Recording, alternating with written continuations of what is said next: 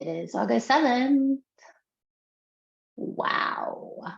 August already. That feels wild. Really wild. It's foggy. We are being blessed with foggy mornings till about 10, and then the sun comes out and summertime feels in the air. Down here in Southern California by the coast, we are feeling the effects of climate change, not as horribly as some of our friends and family in the rest of the Southwest are.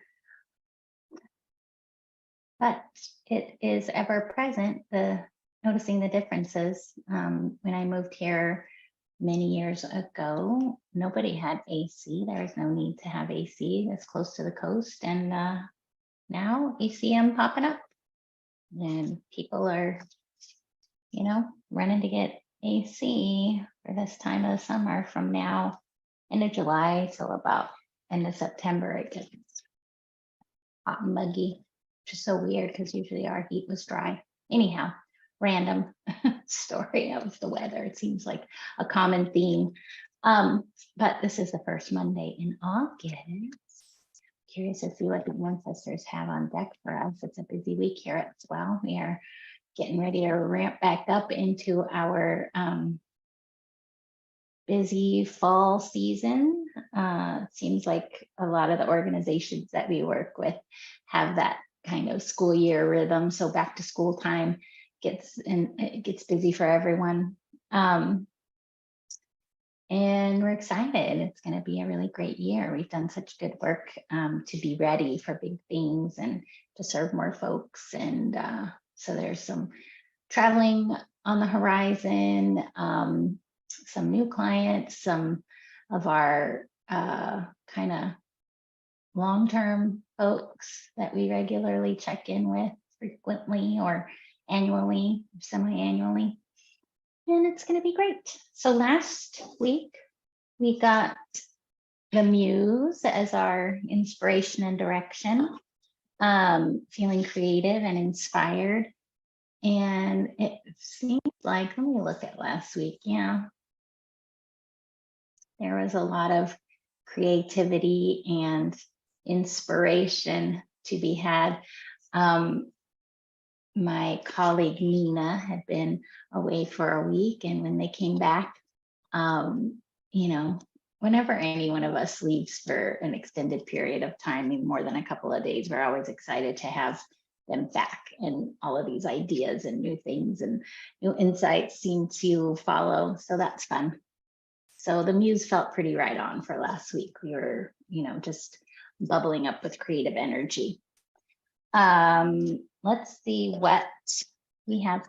Oh, also, I'm working this week very deeply on the design of an agenda for a kind of planning, learning, reflection session for an organization that is like a network of like 5 cities doing really important impact work, anti-racist work, and kind of like in the public and nonprofit sectors. They're coming together, small group, to do some deep work with one another. So I've been sketching, drafting an agenda.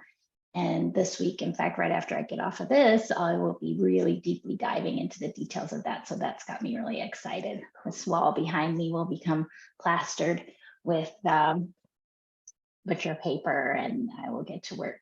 That's still kind of a preferred way for me to do that sort of translation of these themes and ideas from my head to paper. And then I'll transfer that probably into Miro. Since they're a distributed group, we want to make sure that whatever they design and imagine together when we're together next week is something that they'll be able to access when they're all back, their regularly appointed places. So let's see what the ancestors have to say this week to guide us. I could really use their guidance because I'm feeling a little bit creatively blocked, or or maybe I just have like so many ideas in so many directions, and this isn't a new group where it could go a million different directions, but they've already done some work together. So I want to make sure that what we do aligns and complements what they've already done, but also want to help them level it up. And anyhow, lots of ideas, and I'm having a little focus problem. So let's see what the ancestors have for me. Hopefully. Oops. Create a channel.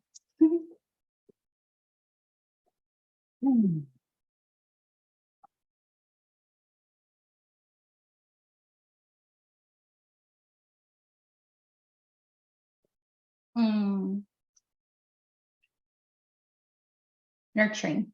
Looks like there's going to be a lot of that in the agenda. That's what I'm feeling as well. The great nurturer. I give and receive nourishment. My fingernails are really dirty from my gardening this weekend. I scrub them, but still. I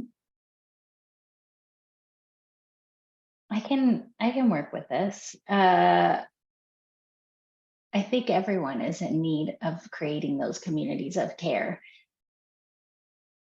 And I think our organization is unique in that that is kind of a central pillar of the work that we do, and what we've become known for, I think, in many spaces is how we create those spaces where people feel like they can bring their authentic self safely. We kind of, you know, reflect sometimes how we've forgotten that the way we roll with one another in our facilitation is still not the way the rest of the world is rolling in many ways, in nonprofit, public sector, public sphere. So we forget how special it is sometimes just to create a container for people to bring their full selves and safely. There's been a lot of talk about be your authentic self and bring your authentic self and la la la. And that poses some risk for folks that are from systemically marginalized communities to really bring their full selves to a space that might not be able to hold that and receive that. That's too much to ask of folks. So it's incumbent on us as leaders and facilitators to make sure that we're creating containers where that is a safe thing to do, right? Where there's accountability for everyone to make sure that it is a safe space to do that. That's one thing to have, you know, a facilitator pop in and create a space and hold that accountability for them. But if that can be sustained after we leave, that's what we're really aiming for, right? Is that that we somehow are able to kind of tweak and alter the DNA of a culture so that that becomes the norm, that those spaces and that safety become the norm. It's a long one. Maybe it's the first of the month's going to be long for me on these. Anywho, great nurturer, feeling it. I'm pretty sure I know the shadow of this one because we've had this before. It's you know, make sure that you're not pouring out of an empty cup. Make sure that you've, you know, created habits and practices and created a community for yourself that nurtures you so that you may nurture others.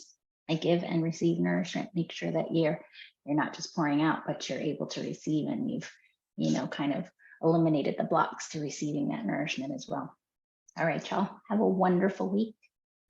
I love and appreciate you all. Honestly, I don't even know some of you, I'm sure, but that is my default care and connection. And that is in itself sometimes has been told to me that is risky, but if we start from there, we can always adjust down the road if people aren't worthy of it, right? But it's where I like to open up, start from. Anywho, a lot of things this morning, obviously. Love and appreciate you all. Go out and do wonderful things, grow good, and make it a swell week.